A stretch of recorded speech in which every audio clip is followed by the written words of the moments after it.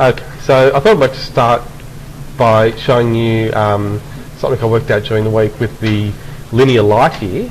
I think I told you that in Max it wouldn't have rendered the way it was in Revit, because in Max with mental ray a linear light will render the way you can see it there, with light coming out from along that light source. It's still not perfect, we've got it bulging out in the middle there, but it's a lot better than it was.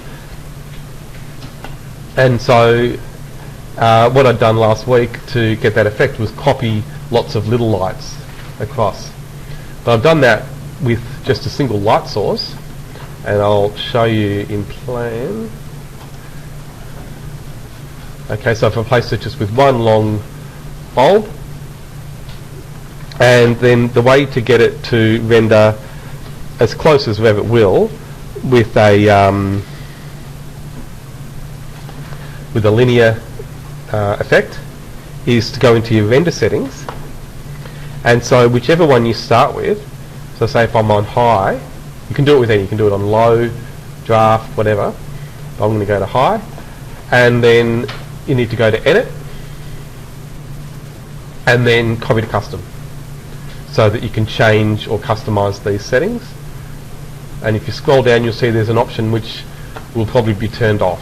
So enable soft shadows needs to be on, and well, maybe I'll do it with a low just so you can see. So if I go to low and then edit, copy to custom, and you can see there it's off. So I'll render, and it'll render similar to what you can see there in the view. Yep. Try it, yeah, because the cloud renderer is a different rendering engine, but it does look at the settings you've got in the view, yeah. So yeah, so you may as well do it. I'd say the cloud would probably have things like soft shadows on anyway, but it's not mental ray, so it's something interesting to try and see. And I don't use the cloud all that much, so yeah, I use it for quick things, but because I use V-Ray, I don't for all my good stuff. But there, so you can see the problem there. It's coming from that point. But now, if I go to edit and turn on enable soft shadows, render again, and it should be more spread out.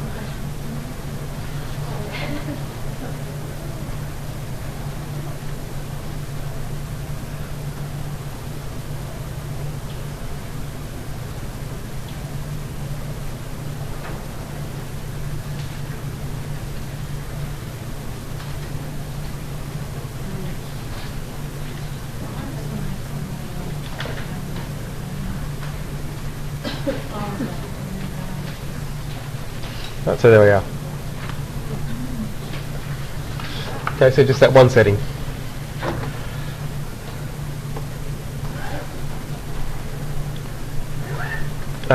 So I thought while I'm at it, I'll go and do a medium one. You probably want to do this if you're rendering with Revit on at least high, but if you can, try to do best.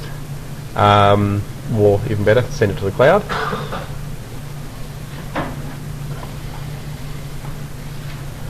So Revit will do a lot of things automatically that Max won't. So I'm going to show you some Max in a minute, but So is the basic principle just to get everything possible done in Revit? yeah, as much as you can done in Revit. Yeah, because I think of it as like the hub that you use to manage everything. Okay.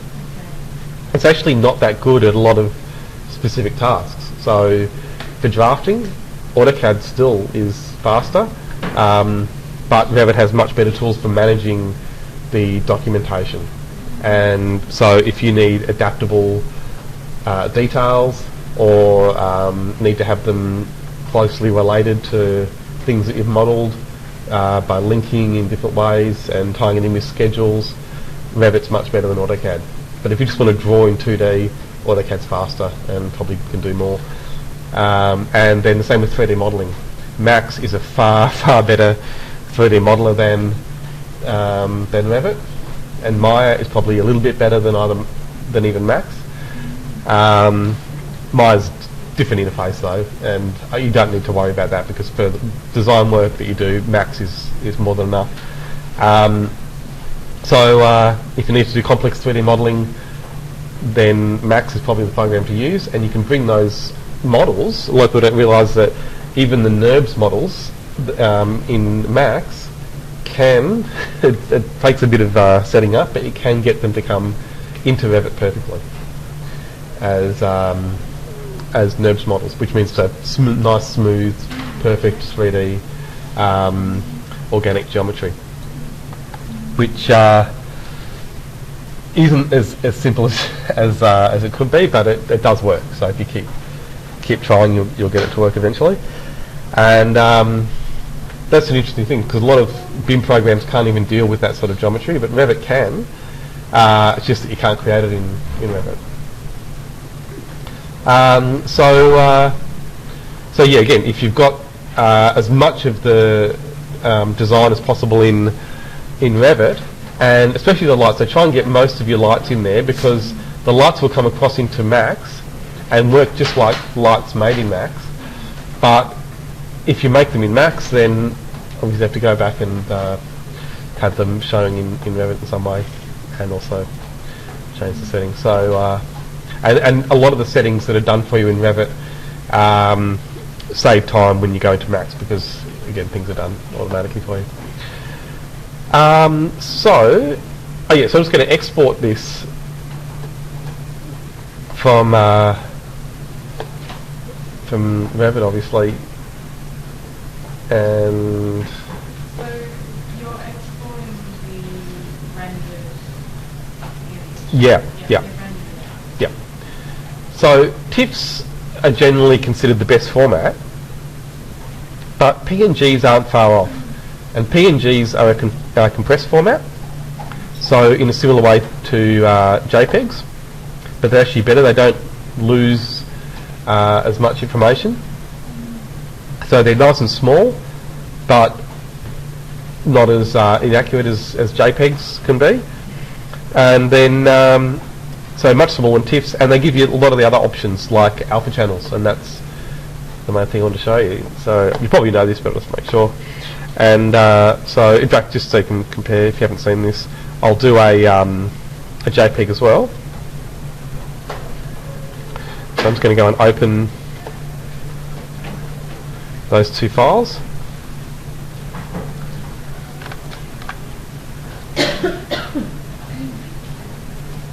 Okay, so that's the JPEG, that's the PNG.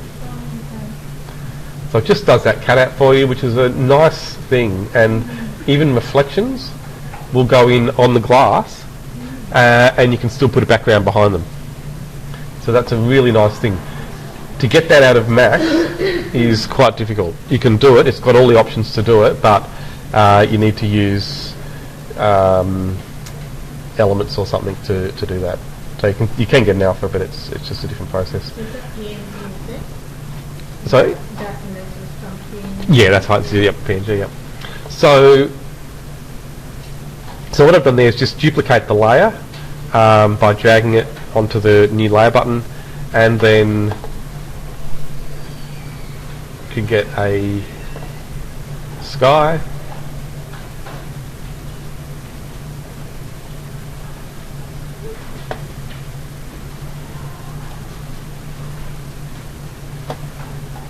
And so they're just normal backgrounds.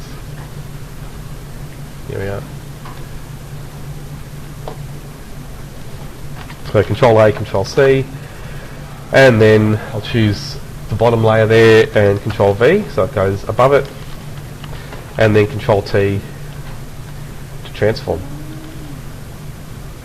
So I'm holding down Shift while clicking and dragging. Still good to have an awareness where the horizon would be, but with skies, it can be. We've got a bit of latitude to adjust things. So just whatever looks good. And then of course, because it's a separate layer, it's really easy to go and adjust that. If it was part of the render, that would be much more difficult, and you have to go and re-render it. So it's nice to have that background done automatically, so you can have it as a separate layer. And if you haven't done much with overlays, I won't show you, because if you go to Alex O'Greef, if I show you the Alex O'Greef. Actually, Yep. I watched a really good tutorial. Yeah. Just Yeah, no, he's great, and free. yeah, and I'm doing some work with some paid websites that do online tutorials and things. Yeah, and they're okay, but then I've noticed people like him have better stuff than we've got on, and so I'm setting up another website that's going to be like his, where it will all be free, and I think just the advertising. Yeah. I mean, he does have advertising on there, so that's how he makes money.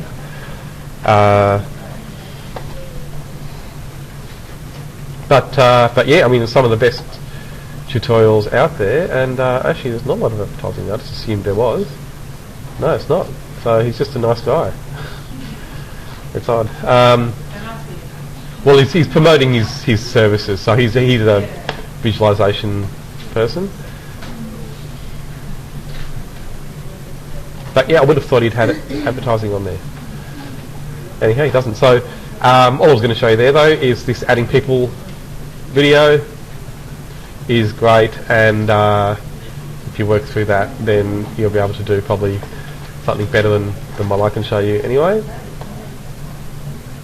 And you can use that, of course, to add furniture and anything you need to, really.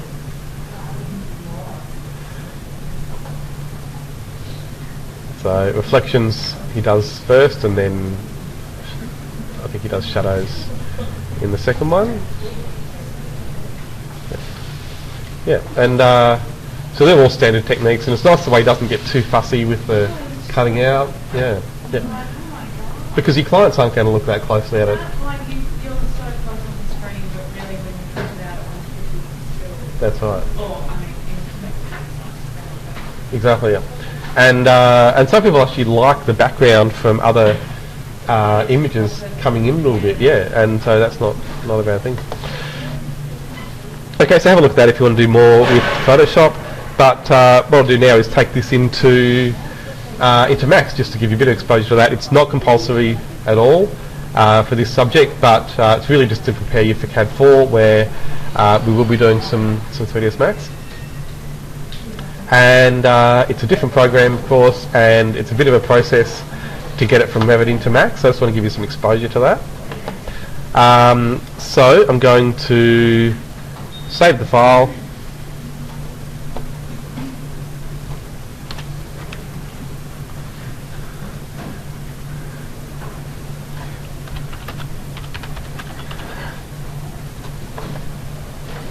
And then, if you go to the main menu, you'll see they're getting pretty good. Autodesk, I whinge about them sometimes, but they do some things pretty well, and the interoperability between their different software is one of those things that is, it's a lot better than a lot of other software makers.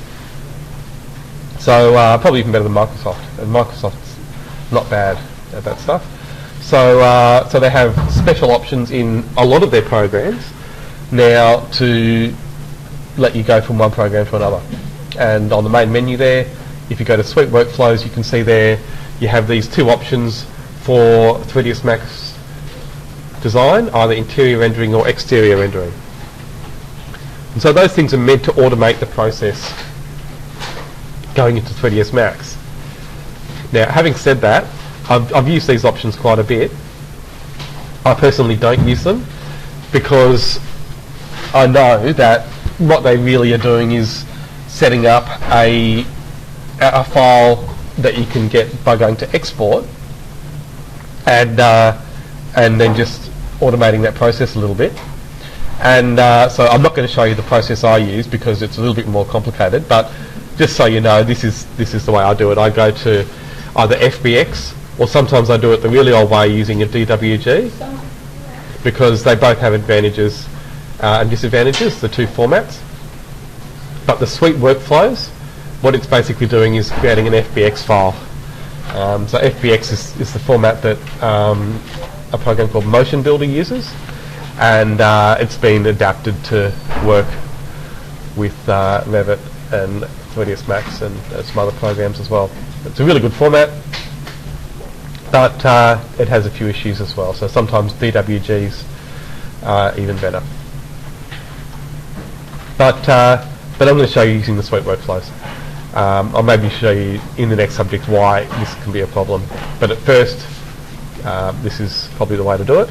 So I'm going to use 3ds Max Design Interior Rendering.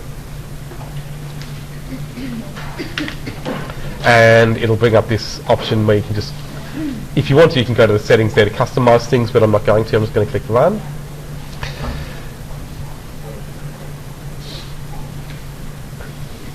And then you get these options. So this is pretty good. If you've got Max open already, you can choose Active Max Session. If it's not open, you can either export to an existing file or have it create a new file for you.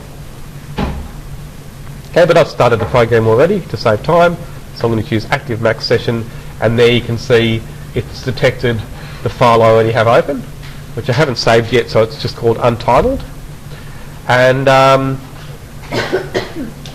then also make sure you're aware that you have these options here for what you want to do if you've already bought a link in. So look at that when you do it a second time. First time though, doesn't really matter which option you have there. As long as you choose something up here, hit continue. And now it's brought it in. I've got my welcome screen open at the moment, which you can use to start a new file, or you can just close it clicking on the cross here. And there you can see is my building. So you might have heard me say before that it brings the whole model in, but it uses the camera view to do it. So the camera view is like a handle. So looking back into Revit, my view is called 3D View 2. So I've been a bit lazy there and I haven't given that view a new name yet. And you need to be aware of that view name. That's okay, as long as I know it's 3D View 2. That'll be the name of the camera that I have now in Max to view this scene. And a good shortcut you can use there is letter C on the keyboard, which will set that view to your viewport. You don't even need to choose anything there because there's only one camera. If you have extra cameras, it'll give you a choice. And so that's the main thing. Now, without doing anything else, I'm going to go to the rendering menu, and then, well, I'll actually just go to render so you can see what will happen. I know it's not going to work, but just want to show you that. So I'll see something, but it won't be right.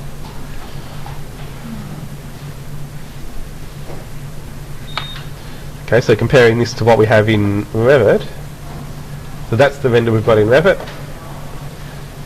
Max, it doesn't look as good.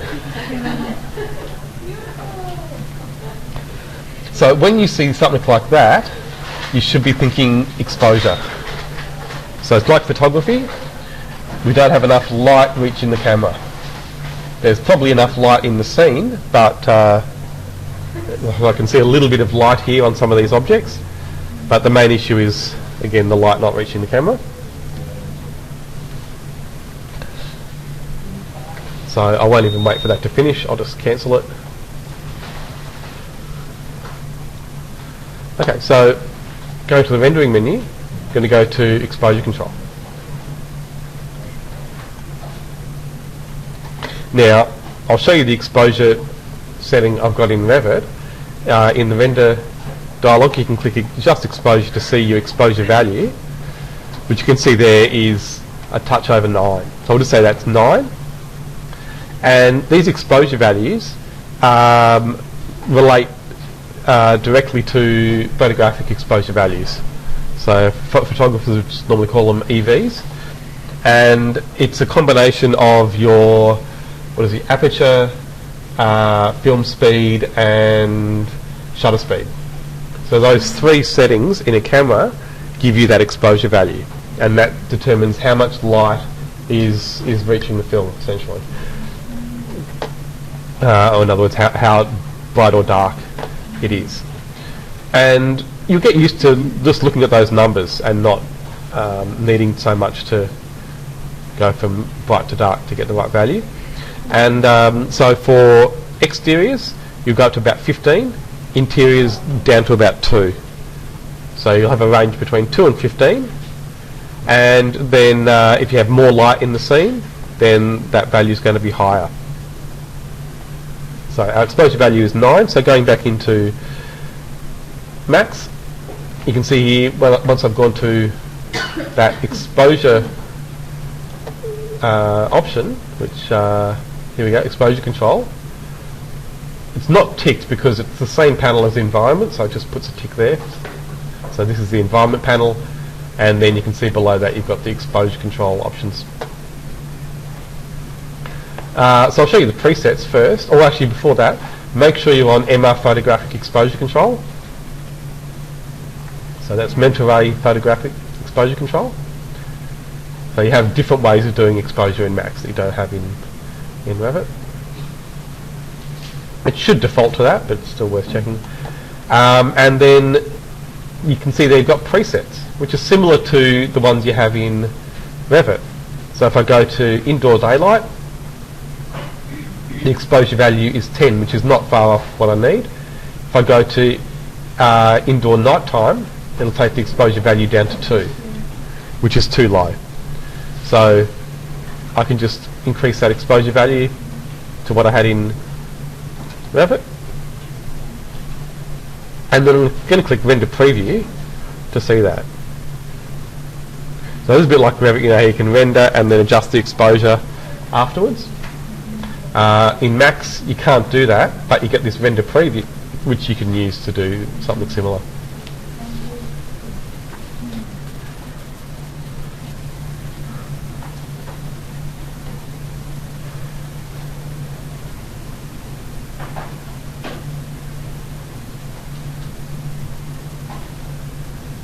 Okay, so I've got the exposure value set up to something similar to what I had in Max, but again the render result's quite different. So the lights are giving me something, but not enough. So I'm going to go back now into my look at my lights. So on the tools menu, you've got the light lister,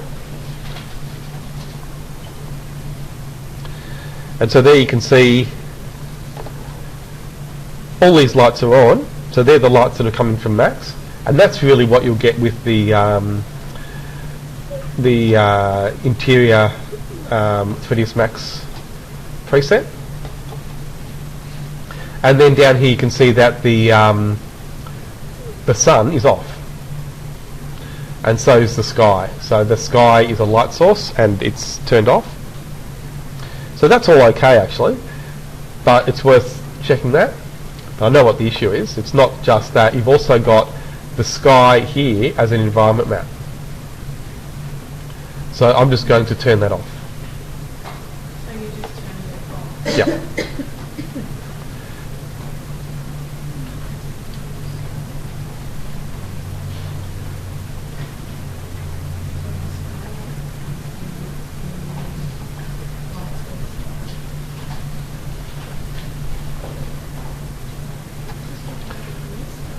So notice how the windows there were really bright, now not so much. And I'm going to then reduce the exposure value and we'll get something similar to what you had in Revit. So it's a bit different the way the exposure works, but this is more true to life. You can see though again we've got that same issue with the light, but I know how to fix that. So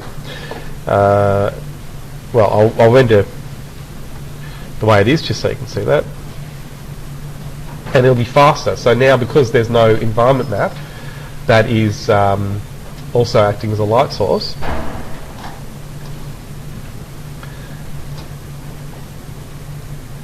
You can see here this is like the first 50% in Revit that's hidden from you.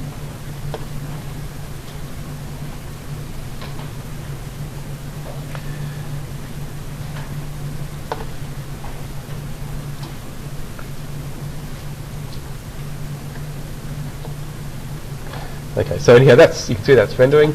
I won't wait for it to finish because we've got a problem with that light source. So I'm going to cancel this. Yeah, the general render quality is better, but you won't get as many of those automatic options. So things like the alpha channel, you need to set that up manually and lots of things. Also, the RPCs don't work.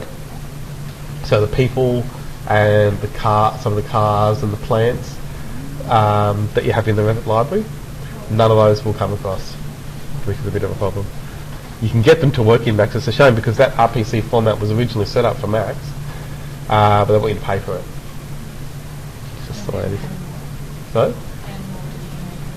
Oh no, it's another company. It's Arcvision, and so they just made a licensing deal for Revit, but not for Max. Yeah, and. Oh yeah, so I'll show you a thing here. If you go to realistic, so you've got the view options up here. So these are the settings for the view that's open. And so at the moment it's set to shaded. I'm going to right click on that. You can left click, but I'm just in the habit of right clicking on it. And I'm going to go to realistic. And then I'm going to right click on that again and go down to lighting and shadows and then illuminate with scene lights. And now we can see that linear light source that is basically doing the same thing it was in Revit originally before I fixed it, but now I'm going to fix it. So I'm going to go to modifier panel, and then we've got emit from rectangle, but notice the length is really small. So that was the problem. In Revit we couldn't adjust that setting, but now I can. So we want that to be quite long. And you can actually see it in the viewport there.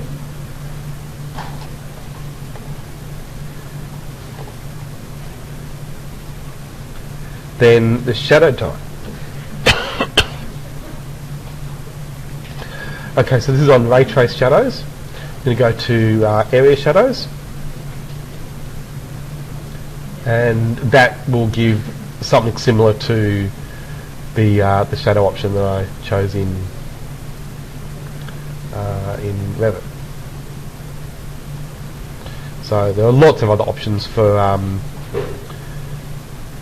the lighting that we'll look at later, but that's enough to get it to work.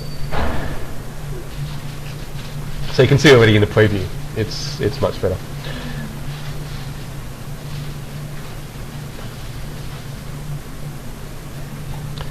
I'm just going to show you. Oh yeah, so if you want to see some other viewports, so down the bottom right corner you've got all the view controls, and the very last button in the bottom right will bring in the other viewports. So can I just ask a dumb Sure. question? Yep. Did you select that light before Oh yeah, I clicked changing to select things it. in the modifier panel? Yeah, Okay. yeah.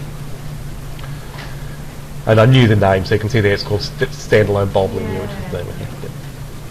And so you can select by name a bit more easily than you can in Revit as well, because you've got a list there of all the objects in your scene. So if you give them good names in Revit, it's much easier to find them. Yeah. Well, you'll still get a lot of things. I mean, those herringbones, look how many of those I've got.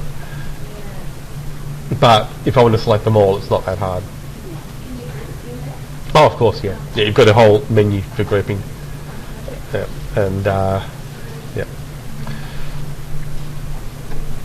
So if you right-click, you can switch between viewports without changing your selection or selecting something by mistake.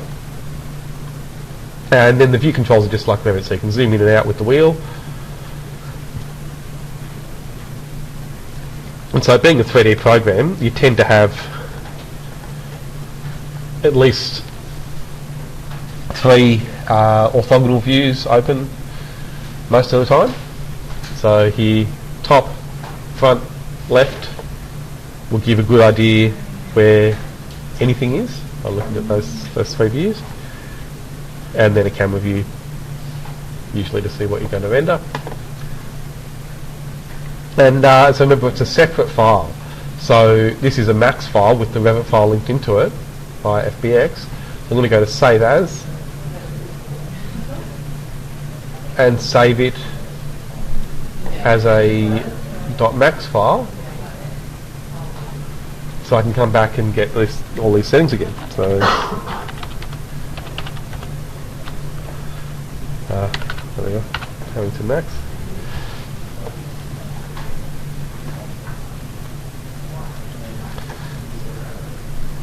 And so maybe looking in the top view there, we can see the camera. And something that you need to use Max for that Revit really isn't very good at is animation. So to do a simple animation, I'll just show you. If you turn on this thing, Auto Key, drag your time slider, which is the one just above that. I'm just going to drag it all the way to 100. And I'm going to move the camera forward, and maybe we'll go left a little bit. That might do. Can you only set up one render view? And you can have as many cameras as you like. Oh, okay. Yep. Okay, so I've got my playback controls here. I'm just going to go back to the beginning, and then I'll press play, and it will play through as best it can in real time. But you can see there it's degrading the quality to keep the speed. So it's reducing it down to what looks like a wireframe. There's an option for that. You've got this button down here called adaptive degradation. So if you turn that off, then it won't degrade it. It'll try and keep the graphics that you've set, and it'll slow it down if it has to. So that's an animation that I can export.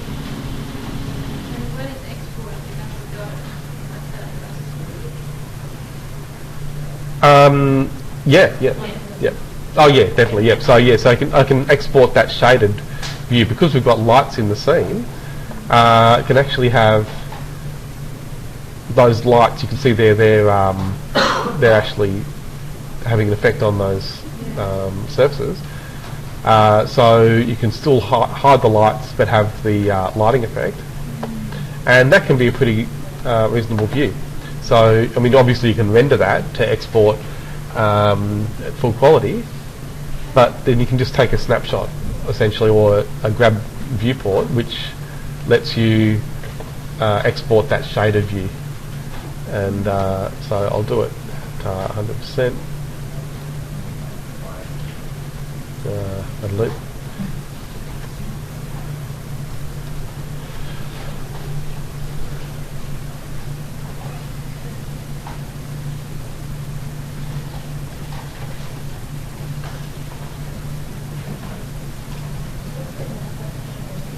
So it's oh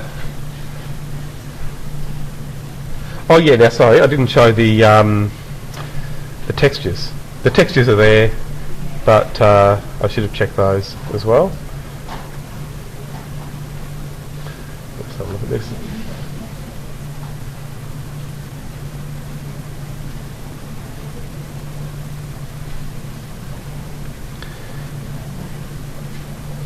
Okay, so I was going through a little bit slowly. It's only on 10%. So I might not wait for that to go all the way. I'll just stop it and play it so you can see.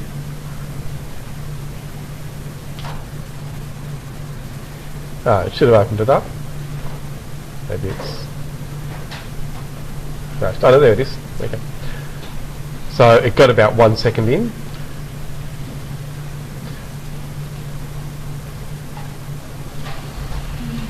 That's what it would look like, and it would be moving. So it's fairly easy to do that, much quicker than rendering an animation. And the way that you just sort of reverted to the full screen and by selecting the camera Yeah. to get your video. Could Yeah. you do the same thing just to actually improve the view that you've brought in from Revit? So what the Sorry, so can you now select that camera Yeah. and expand the view so that you've got more, your field of view in your Oh, yeah. render Yeah. improved? Absolutely, yep. So with that camera selected, over here you can see you've got those standard lens sizes, and it's on 56mm, 33mm. And so if we go down to 28, 24, they're more commonly used for interiors. Even 20, but 20 is very small. And so then the textures. So I'm going to just check that they're showing. So if you right click there and go to materials, and then realistic materials with maps, and it's just taking a minute. It will get there.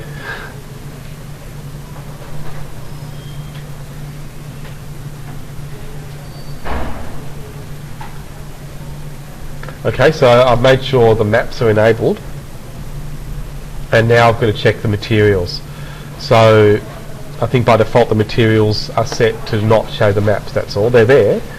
So I'm going to go to the material editor, and that's this sphere up on the main toolbar.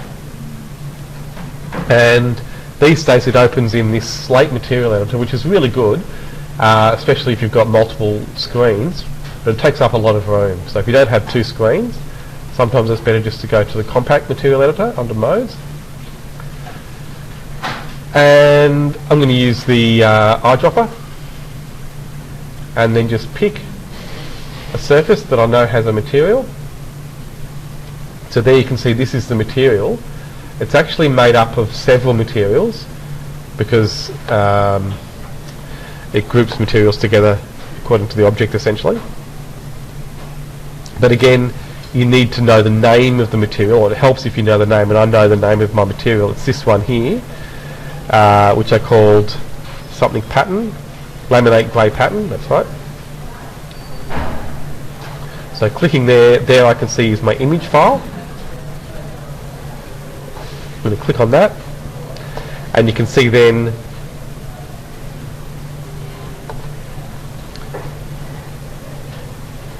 it's set to show it in the viewport. So let's have a look at why it's not showing. So it's there, it's found it. So let's just turn that off, turn it on again. Okay, let's go up a level. Just going to isolate this. Sometimes you've got to play to get it to show in the viewport. So I'm going to select that object, go to isolate selection, and okay, so let's look at it again. So that's the image, and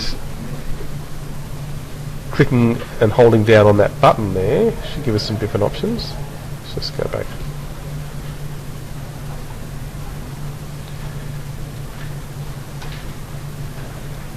There we are.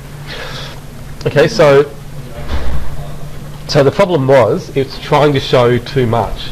It's trying to show the image along with other things that go in to make that material, and trying to do it all in real time. And it's just too much. It's emphasising the other parts of the material over the map. So what I've just done there is go to the level of the map, and so I'm using these buttons to go up and down, and found the option there to show shaded material in viewport rather than show realistic material. And we can just check here. If we go to so just right click and then end isolate, and then under the view controls, go to materials and try shaded materials with maps, just so you can see.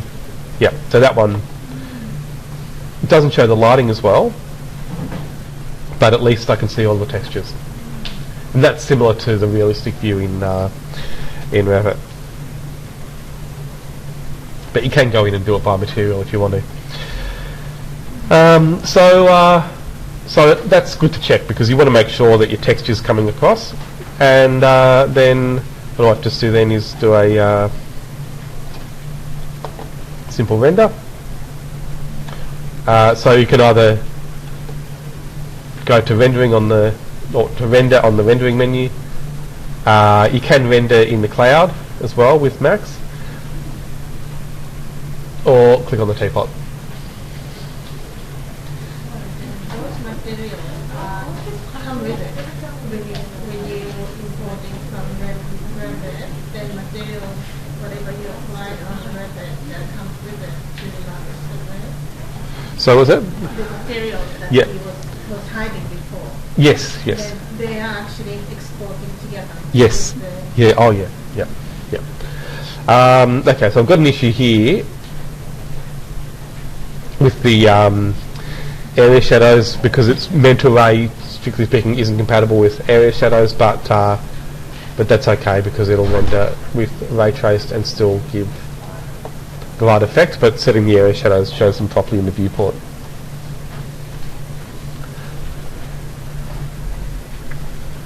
Okay, but you can see there that linear light is far better than it was in Revit, even with that soft shadows option.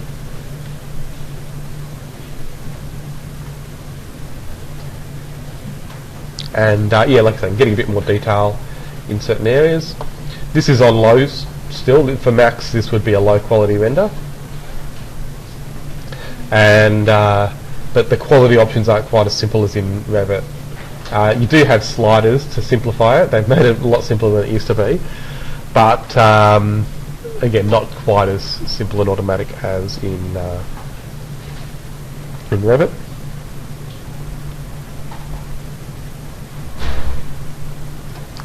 So I've got an issue over here already. There's an artifact there. I need to find out what's happening there.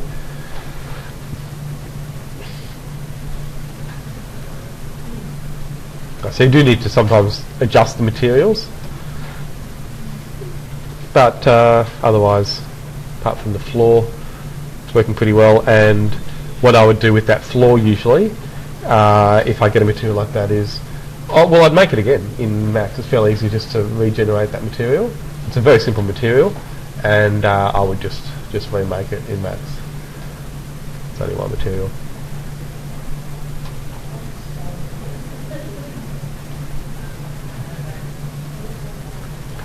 Right, so otherwise you can export by just clicking Save Image there, similar to Revit. So well, that material's really bugging me, so I'm going to just show you. It's very easy to make again. So I'm going to go to Material Editor, go to the next material slot there, which is empty, and then I'm going to use the eyedropper again in here to select my floor material.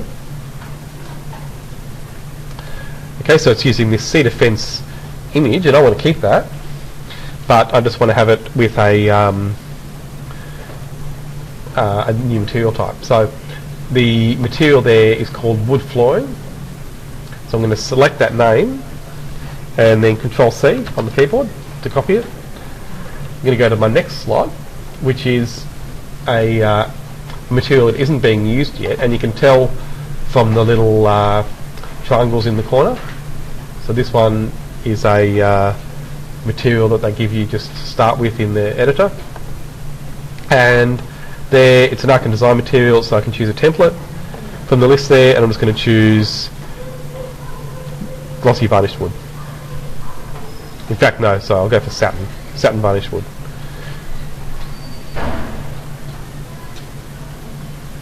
I'll double click there so you can see what it looks like. So retain your image, you're just giving it a finish. Yeah, I'm actually going to use the same image. So this is a different timber, but I'm going to set the same one, that cedar fence. So, okay, so first thing is to give it the name. So I'm just going to paste, Control V, to paste in that name. So now I have two materials with the same name.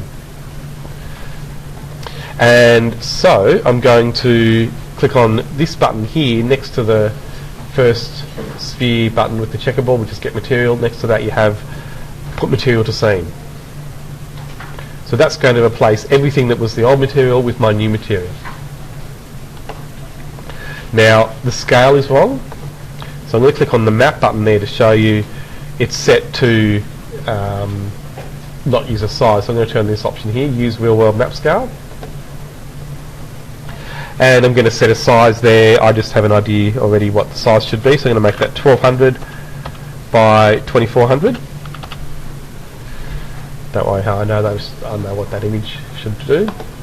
So that should be the right size based on this image. But it's still not right. I should be seeing that now in the viewport. So the other problem is the mapping. So I'm going to redo the mapping using the option here on the menu, Map Scaler. And I'm going to set that to 25.4. Sometimes that works. Oh, now I'm going to have this turned on as well. Oh, let's try that again. Oh no, that's worked, yep. So there, we can see it now. I'm just going to make sure.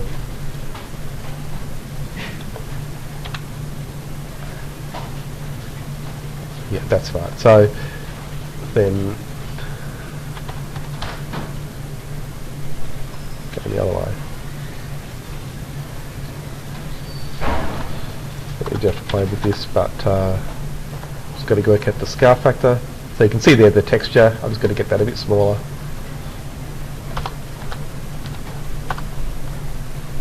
That's too small. I'm just going to do that in the top viewport.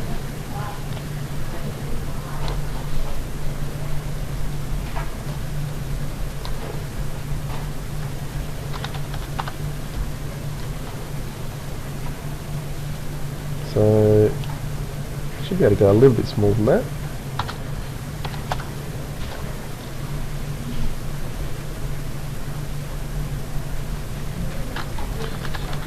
So the white doesn't want to show it below 1, but 0.1's about right anyway.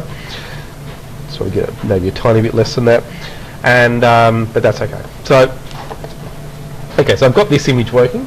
Now I'm going to change it over to my other image, and I'm just going to go and make sure I know where that is. So it's in. Yep, they've just exported it straight to my file there. That's odd. It should have had a special file for that in the FBM file. So anyway, I know where it is, so I can go and find it if it's not in here. But there should be in the folder that you've saved your Max file, an FBM file, which I can't see there. So I'm going to go and get it just from the original location. Material images and see defense.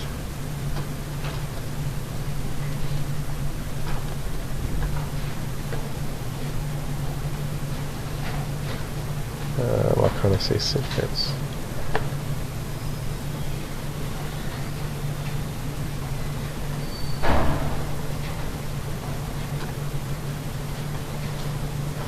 Oh, sorry, I put that in the wood folder, that's right.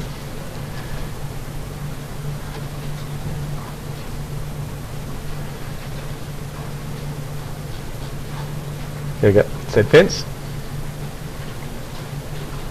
And there we are, and so just like Revit, you can change the angle there. And it can actually even be a little bit bigger, I think.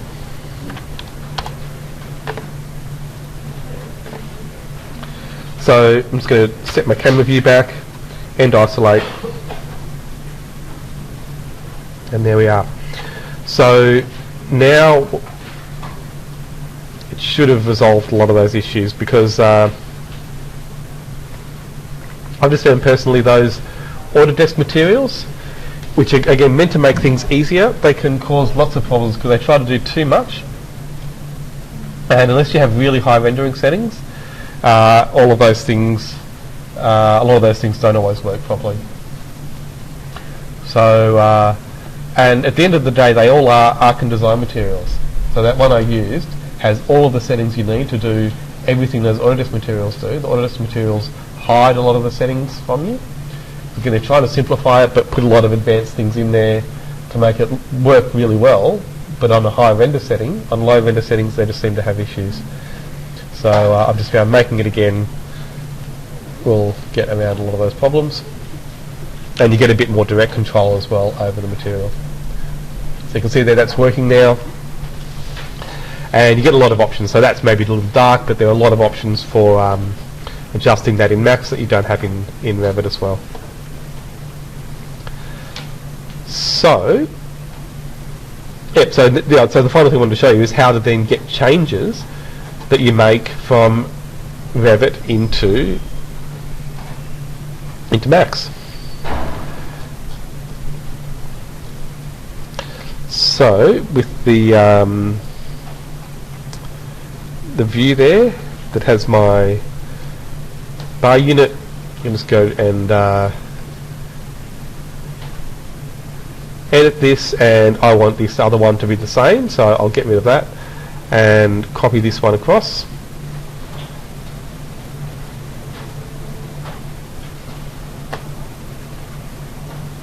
And so that thing's got to be dissociated from the plane. Do that again. And rotate it.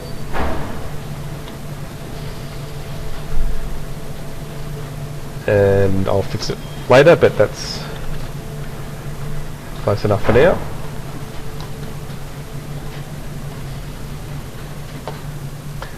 And then my light bulb's a separate thing, so I'll copy that.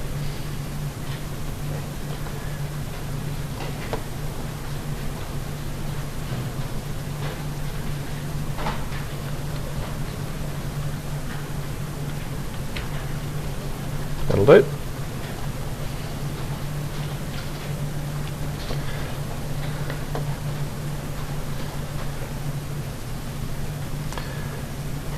Okay, so I've made a change that I now want to bring into Max.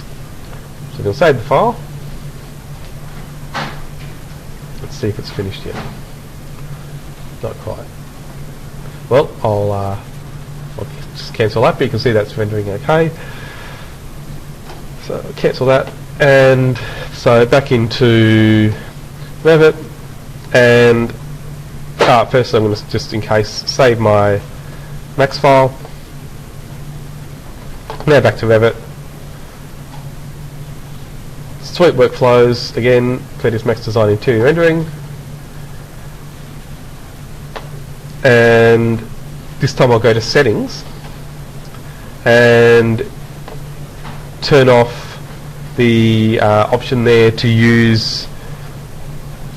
Make sure these two options are on. So use the Max Scene material definitions, because I want to keep the materials I've done in Max, and also keep the Max material assignments on reload. So I just want to make sure you've got that. Sometimes the lights you'll need to import again, but I'm going to turn those options off as well, because I've made changes to my lights, and so I'd need to duplicate that light again in Max that I've copied in Revit. It's the only way, otherwise you have to overwrite the light. And yeah, so we'll be updated, that's fine, and then into Active Max Session, and then choose the file.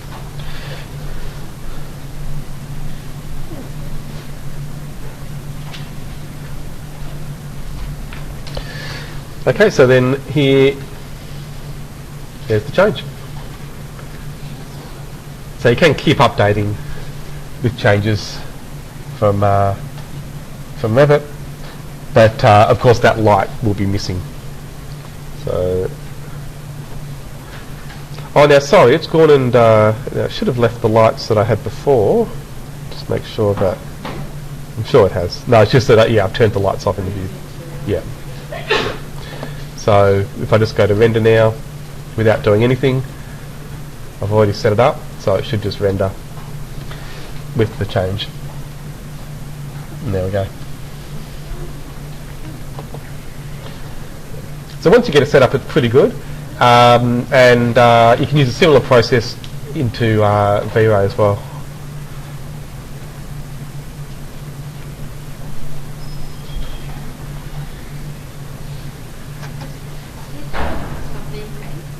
Yeah, V-Ray have got plugins for a lot of programs now. I know SketchUp is pretty popular, the V-Ray plugin.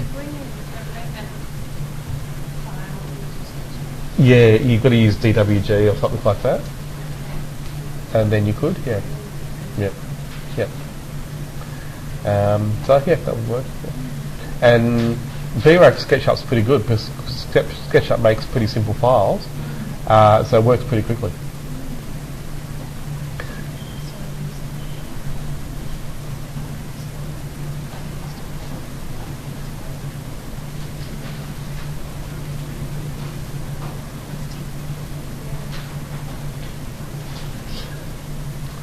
Okay, so obviously rendering there, and you can see, but it's kept my new timber material instead of bringing the Revit one in again. So that's really important as well. So I might finish it there. That'll take a while to render, so I'll just finish the video there.